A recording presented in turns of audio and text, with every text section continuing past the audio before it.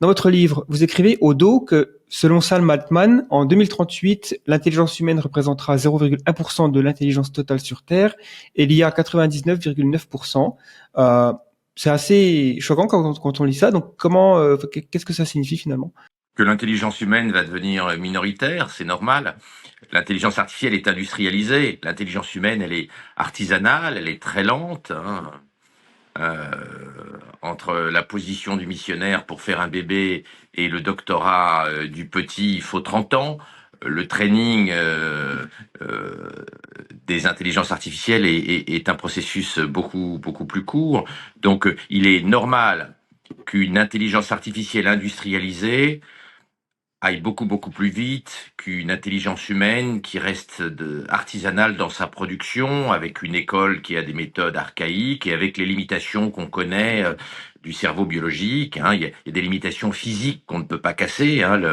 La circulation électrochimique dans un neurone, c'est de l'ordre de quelques mètres par seconde, alors que la vitesse de la lumière dans un microprocesseur est de 300 000 à un petit peu moins de 300 000 kilomètres à la seconde. On a des limitations qui font que l'intelligence humaine va devenir marginale quantitativement. Alors qualitativement, qu'est-ce que ça veut dire?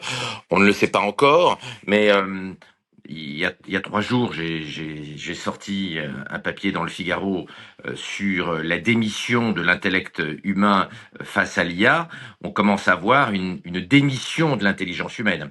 Alors, en dehors du fait qu'on ne fait plus de bébés, c'est-à-dire que les cerveaux biologiques en Occident ne se reproduisent plus, on a un effet qualitatif.